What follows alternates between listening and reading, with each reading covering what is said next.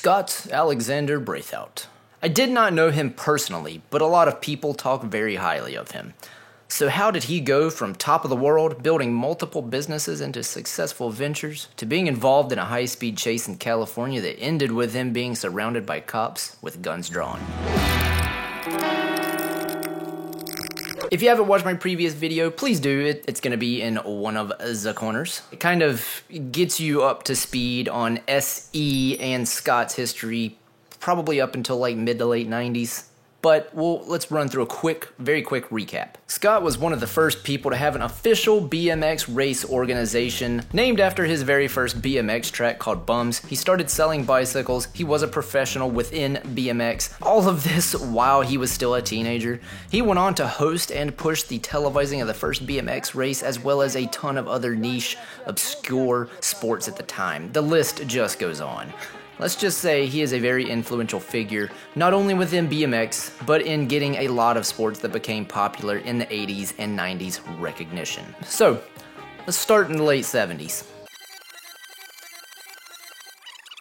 Scott was just a teenager when he seemingly hit superstar status, and he had this need and this drive to keep pursuing something bigger and better.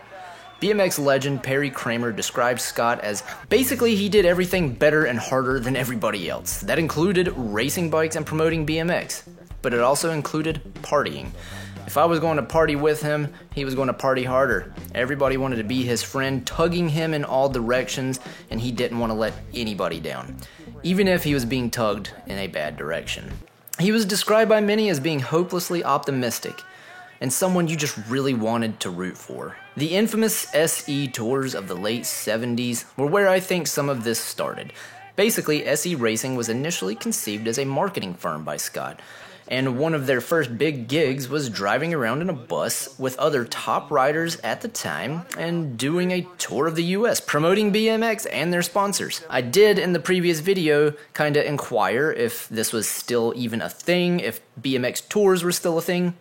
They are. Scott was a late teen when these tours were going on. Wide-eyed and bushy-tailed, he had the nickname Old Man, simply because he was the oldest of the professional BMXers at the time. Even at his young age, that was his nickname, Old Man. Hence the name of one of his most famous bikes, the Ohm Flyer, OM, Old Man. He started recruiting these guys with a little smoke and mirror, if you ask me, and all of them joined in and just assumed Scott knew what he was doing because he was the older kid at the time. Not to say it was a bad experience. These guys were living a rock and roll lifestyle without the obligations of one. As Braithout said himself, "We made the Bad News Bears look like a bunch of sissies." Overall, the tours were awesome and kind of revered. It was a hell of a lot of fun, and they figured I knew what I was doing because I was the oldest. Stu Thompson, who was a professional rider for SE at the time, said when asked about these tours, "I was like 17 to 19 years old back then, my formative years. We did crazy things going across the country in that pathetic bus that I don't even think made it out of San Bernardino before it broke down. I try to remember as much as I can, but it's not easy. It was fun. I have some stories I tell people from those days and some stories I will never tell." Interesting side note that I found out, Stu Thompson actually ended up becoming a sergeant within the sheriff's department in Orange County. For 2 or 3 years, they would do these tours in broken down buses or oversized vans, each one just as rickety as the last. They would diamond ditch when they could, use hotel pools to clean off. I can't find a clear, definitive time period for this, but by all accounts, this would be my best guess as to when Scott's addictions started to get their hooks in. Right after the tour is when SE Enterprises started making the oh-so-sought-after bikes we discussed in the last episode. SE bikes were flourishing in the early to mid-80s, but while Braithout was a great idea man, he was not such a good businessman. He didn't know how to handle the business side of things, yet didn't really want to give up any of the control to the people who did know how to run a business. And because you gotta remember, he's mid-20s at this point. It also didn't help that while this was going on, Scott was slipping further and further into addiction. Many people say that SE bicycles should have been much bigger than they ever were. What really got in the way was, by many people's recollections, was Scott's unwillingness to let people who could run a business run the business. Scott wanted to have control over every aspect of the company. SE was growing at such a fast rate that this wouldn't be feasible for anyone. Also, as one employee put it, it would have been easier if Scott's demons hadn't gotten in the way. At this point in Scott's life, he had already been having this rock and roll lifestyle, and I'm not sure if that has anything to do with SE starting to fail, but it would be an odd coincidence that at that same time, people's checks started bouncing in the mid-80s. And here we should introduce Mike Devitt. Mike Devitt, who had his hand in all sorts of BMX-related companies at the time, and I don't want to say that in some sort of negative way, like Mike was the business side of SE Racing. He was a great friend and a mentor of Scott's, and along with Scott's parents, he even loaned him the money to start SE Racing. He states that it was officially 1986 when Scott would stop having anything to do with SE, but in all reality, he checked out in '85. Mike was at a different point in his life, having a family of his own, and I do think if Scott would have let Mike run SE from the get-go, that maybe things would have turned out differently for this company. I could give you a recap about, this portion of SE's lifestyle, but, Mike sums it up better than I'll ever be able to. We basically almost shut it down in '87. I ran it out of my garage at home for 2 years. My son was the one who actually said, "Dad, why don't we pick it up again?" And so we got involved with Herb Guare, who at the time owned ODI and wanted to get involved. And so they got with me and helped me do it. Then they had a kind of hostile deal on the buyout of ODI with the guys that bought it. They went on and started up ATI to compete with him. And they needed every dollar of capital that they could get their hands on. So they wanted to pull their investment out of SE. This happened relatively quick, and I was in dire need of capital, and I hooked up with some Chinese people that I knew from Taiwan. That was about late 90, 91. So like many companies, SE started taking investments and getting capital from Asian investors, and it was all because they needed money to keep this thing going. So now, Scott is getting older, and a lot of the riders he grew up with are moving on from SE. They were all growing up, changing teams, changing careers, having families, seemingly becoming adults. As Stu Thompson puts it, everyone was taking a left turn and Scott just took a right. And so now, we are in the mid-90s. He has at this point gotten a lot of those extreme sports started within the television world. They are taking off. This is speculation on my part, so forgive me, anybody, if you can clarify, but in my head, he was probably keeping his addiction at bay because he had all of these big business ventures that he was pushing to get off the ground, and once he didn't have that anymore, the only thing he had left was the drugs. And this is kind of where the proverbial wheels fell off. In 1997, Scott was caught with drug paraphernalia and pleaded guilty to felony drug possession, then was sentenced to 90 days in jail. Then, not even 3 years later, in April of 2000, he was caught with cocaine, then pleaded guilty to felony drug possession again. Scott was awaiting sentence at the time, when not even a month later, in May of 2000, he was caught attempting to sell cocaine base. Scott pleaded guilty to felony drug distribution and was sentenced to 1 year in jail. I'm sure Scott was a model inmate for all intents and purposes. Most everyone thought he was a good-hearted person. So when he was clean, people really liked him.